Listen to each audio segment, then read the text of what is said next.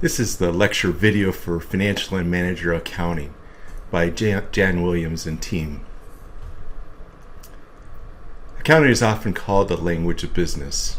Arguably, if accounting provides solid, truthful, helpful information, it will help society make good decisions, and prosperity and welfare will be maximized. In accounting, we have three primary goals to help explain the nature of economic activities, the assumptions and measuring techniques associated with developing accounting information, and working to provide the information that is most relevant to decision makers. So we want to do all of those to provide decision makers with the information they need. There's several types of accounting information. We're going to start by looking at financial accounting, and financial accounting describes the company's available resources, anyone that has claims on those resources, and the activities of an economic entity. This is primarily for external users, such as investors that might invest in stock, or creditors that might make a loan, give a loan to a company. And often this is called general purpose accounting information because it has to serve a lot of different purposes. Management accounting is internal, sometimes called managerial accounting. This is an internal, providing information that the company itself needs to make decisions, whereas financial accounting is external, users external to the company. Management accounting is internal, to help management make better decisions, and it's going to be specifically tailored to what management needs. The third is tax accounting. So we're going to provide information to conform with income tax law and to be able to prepare the various returns. Tax accounting is not the subject of this course, but is available in subsequent courses. To start off, we're going to talk about an information system. One is to develop or create information, and the second is to communicate this information to others, especially decision makers.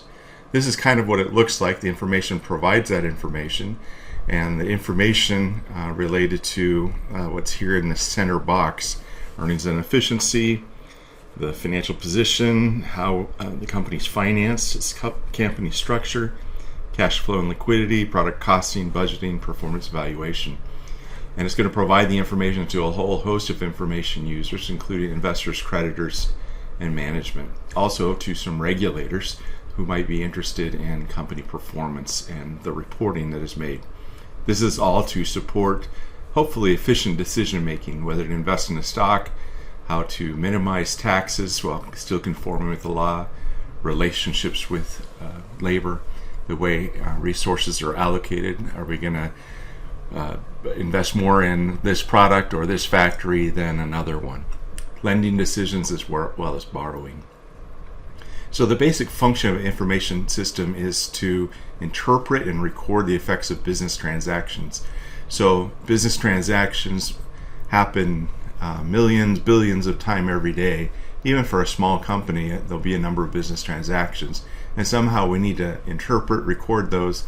And then point two here is we're going to put similar transactions together and report totals, like total sales, total revenue, total expenses, total payroll expense, for example. And then we're going to summarize and communicate that in a way that it is useful to decision makers. And that's the way we're going to function in our information system. Now, as part of this, we want an effective information system, and to get that, we need to consider the components of internal control, and we'll go through these one by one. But control environment, risk assessment, control activities, information communication, and monitoring. So the control environment is the first issue you can see listed here. And you can see that that is kind of the tone. It's like, does the organization actually care about whether the controls or whether the accounting is recorded appropriately? So what's the tone at the top? They sometimes say, are the board of directors independent from each other? Have we appropriately assigned responsibility? Are we working to train, develop, and retain competent employees and even pay them appropriately? And appropriate accountability at all levels. And so this will help us evaluate the control environment and see if keeping controls and maintaining this information system is important.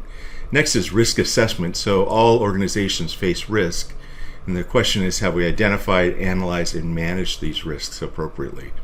And once we identify those risks, we need to work on risk mitigation techniques.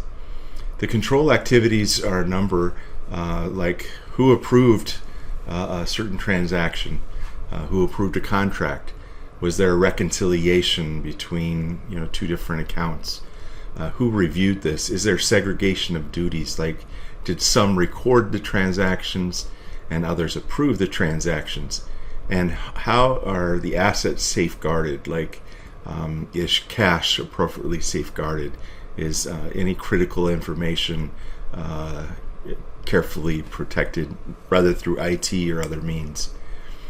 Information and communication, and so this is going to be important as we develop our information system to make sure that we're capturing and communicating all information, not just financial, but operations, financial, and compliance related information.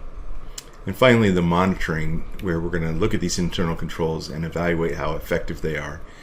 So the New York Stock Exchange, for example, requires that all listed companies maintain an internal control function.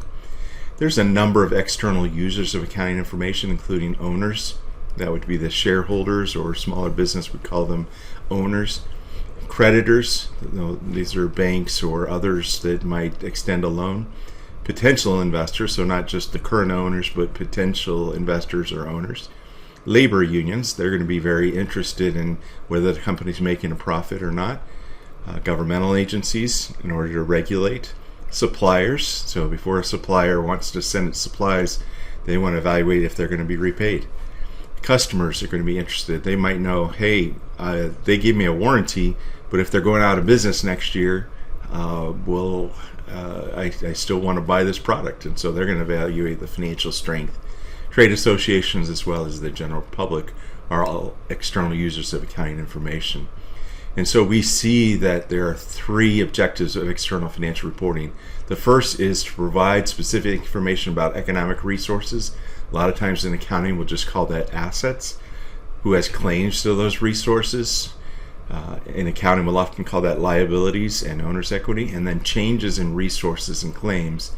And those changes in resources and claims are the year-to-year or the transactions that occur frequently. The second one is providing information useful in assessing the amounts, timing, and uncertainty of future cash flows. A lot of internal users are interested in how much profit are you going to earn, when are you going to get it, what's the timing, and how risky is it, or what's the uncertainty of future cash flows. So an objective of external financial reporting is to provide that information. And finally, provide general information that is useful. And so we need to provide that information. There are three primary financial statements that we're going to learn about both in this chapter and in subsequent chapters. Balance sheet essentially says our financial position, like how many assets do we have, who has claims to those resources, to those assets. Income statement shows the details of a company's profit-related activities. And finally, the statement of cash flows tells us where cash went to and how we earned cash inflows and cash outflows over time, since cash is such a critical asset of the company. So in terms of externally reported information, we talk about financial statements, but we also talk about financial reporting. So financial reporting is all of the financial information that we might report on, and it's not just financial statements. So financial statements are a subset of the broader concept of financial reporting. So a company might report footnotes, they might have press releases, they might have media articles that all report different aspects of financial reporting. Even in a filing with the Securities and Exchange Commission, quite a bit more information than the financial statements are required. And so this helps us communicate performance. Financial report includes, again, all of these communications, such as press releases and any other disclosures or open communications. This information is historical in nature, meaning this is what has already occurred. It tells us what happened. And so we expect, if we can carefully measure the past, that users of the financial statements will be able to assess the probability that will continue into the future. We note that many of these measures are estimates or assumptions about both the past and the future.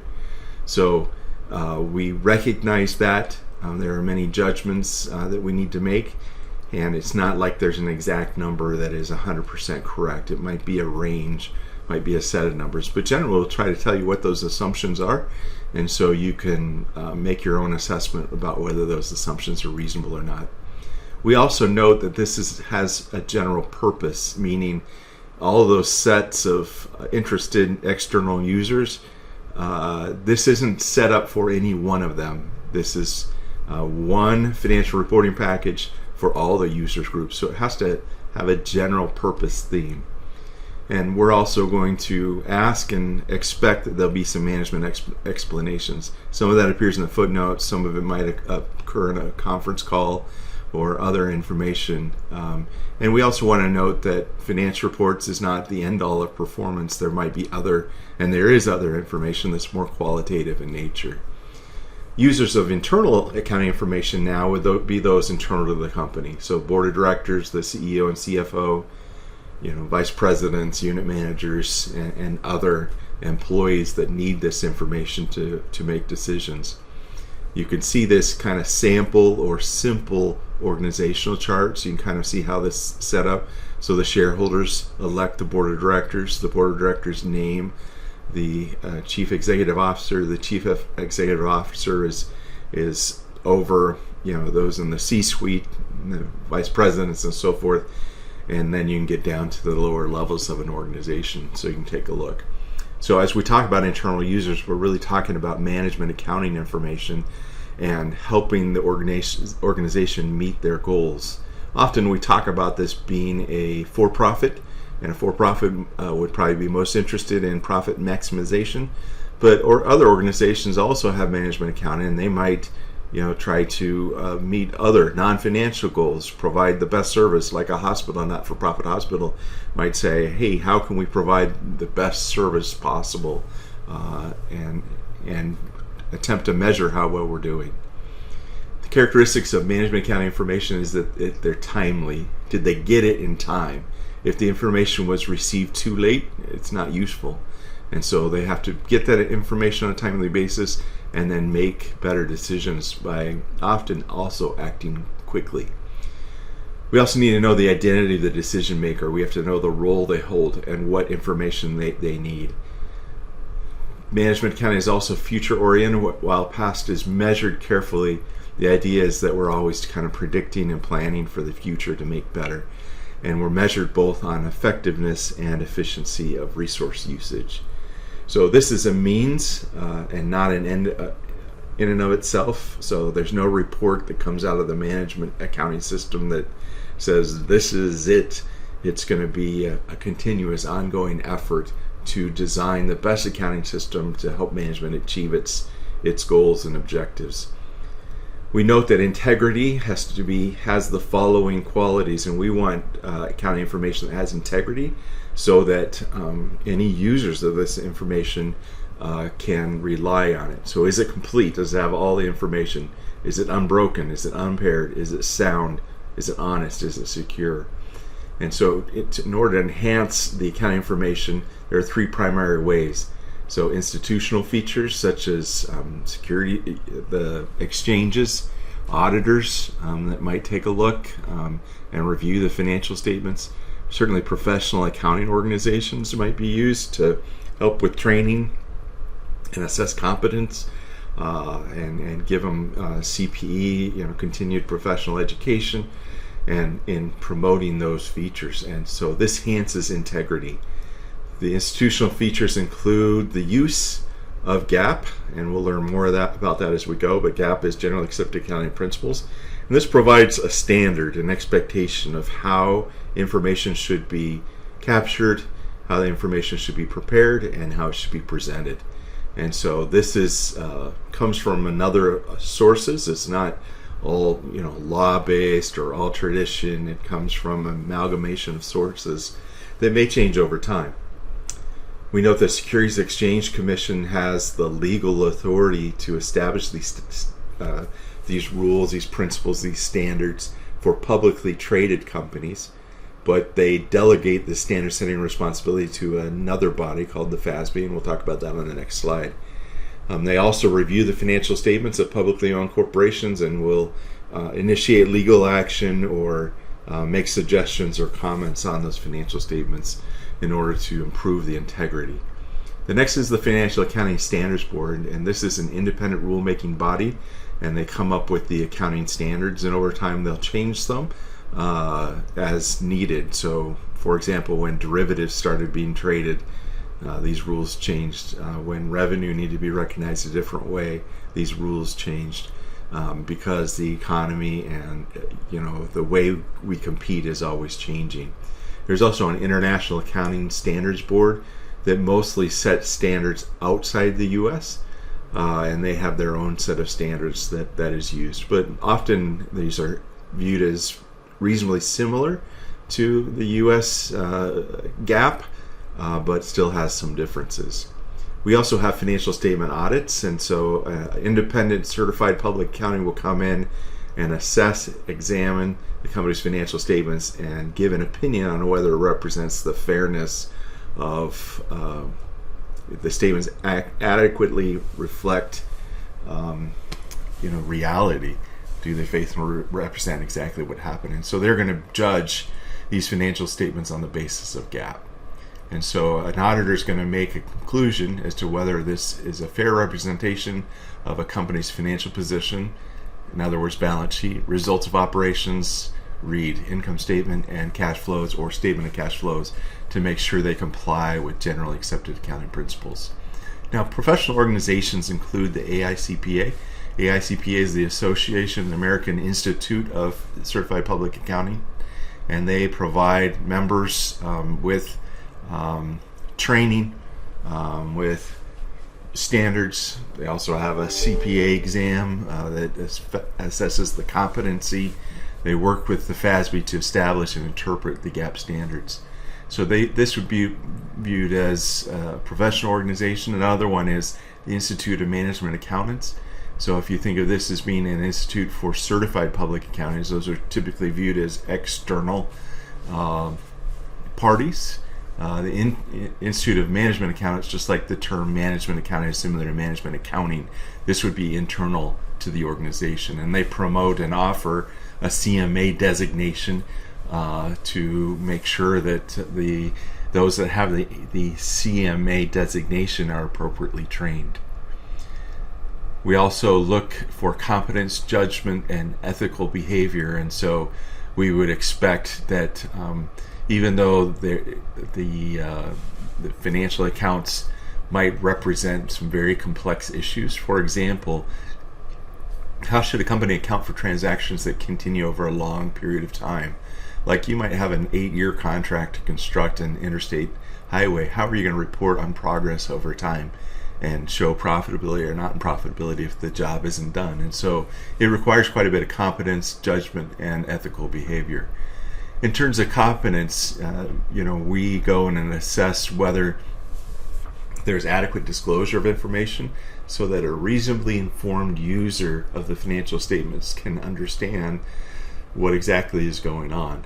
And so these are all kind of standards to think about in terms of competence to see if the CPA or the accountant or the preparer of accounting information is adequately trained, and are they able to handle complex situations and provide necessary information. The next one is when have efforts by management to improve, that is window dress, its financial statements crossed a line that is inappropriate. So there are some flexibility within GAAP to report certain transactions, and so we want those to be able to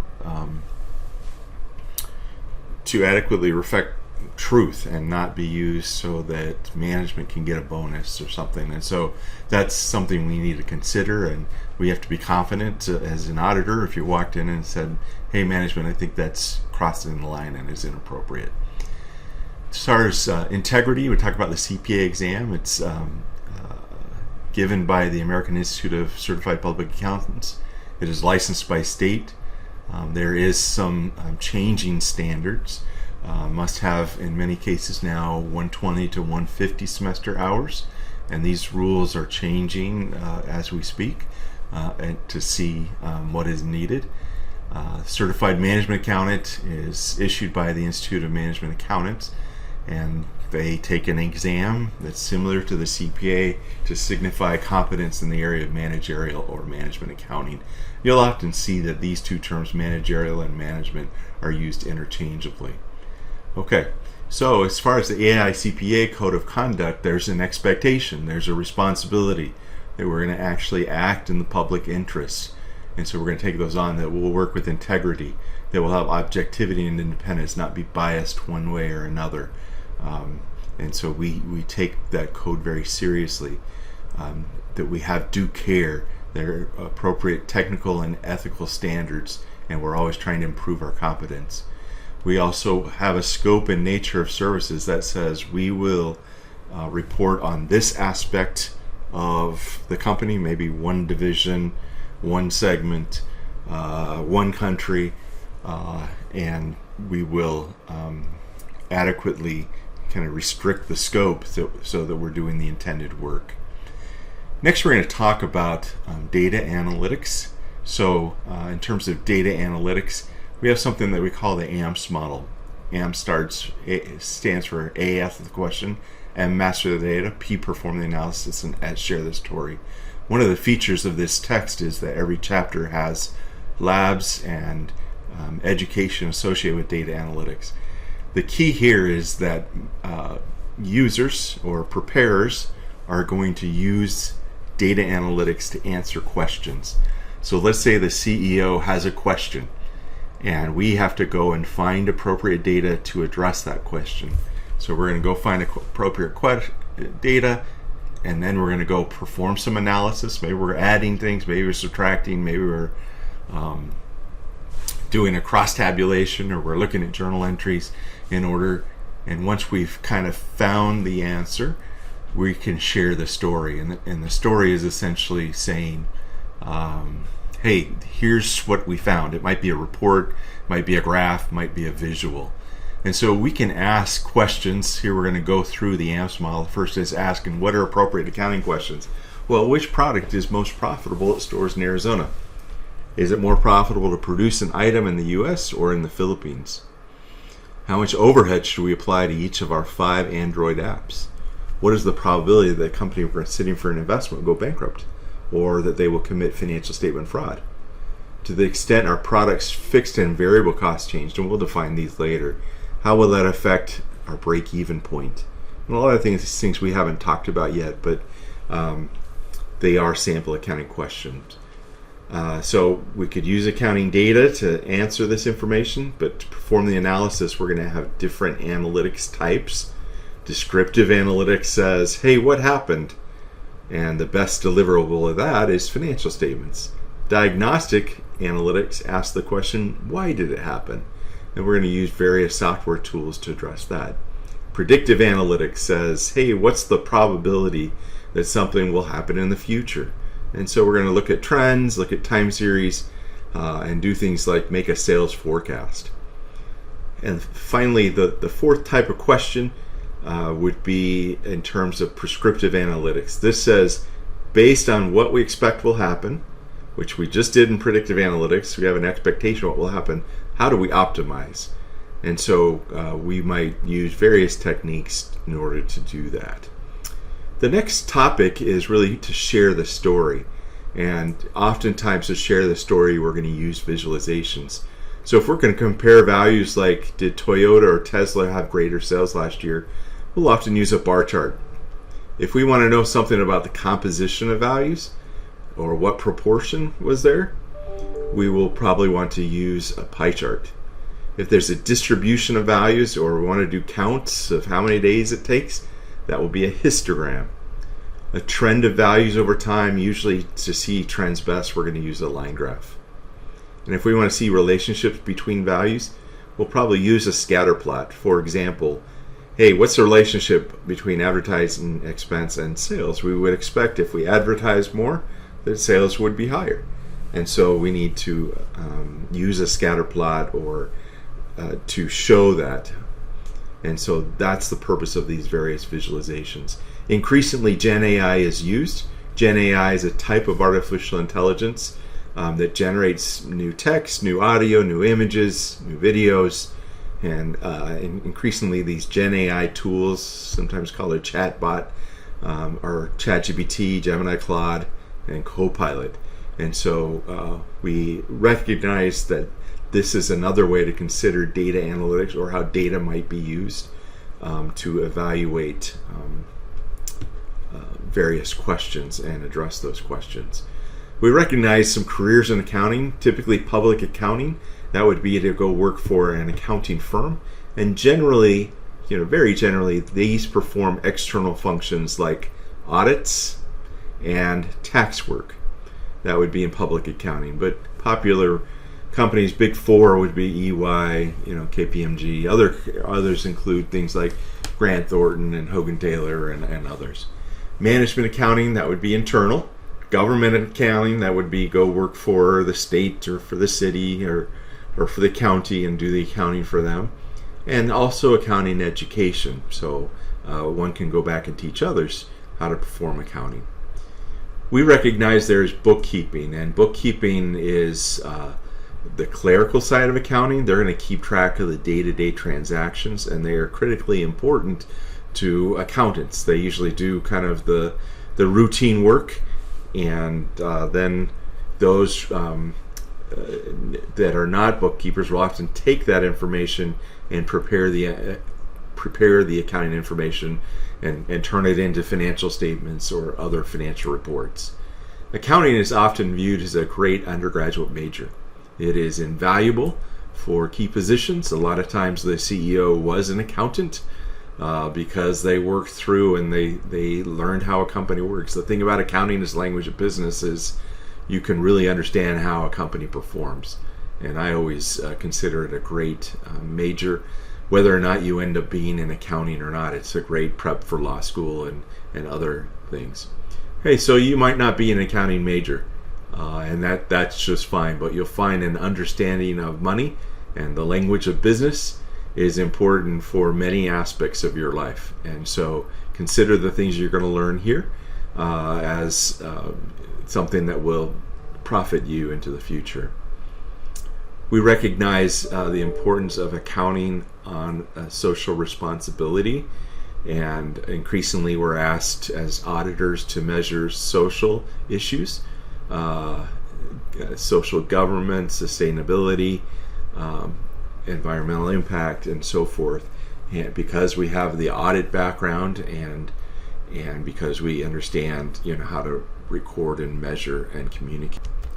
So just wanted to spend a minute talking about the analytics labs. So each chapter has 1 to 5 analytics labs, and this one just barely gets you started in thinking about basic data manipulation. And so we're just working to make sure you have the skills within Excel, and the way we teach the lab should assist with that, and then which chart is best at visualizing trends. And so those are the labs associated with this chapter.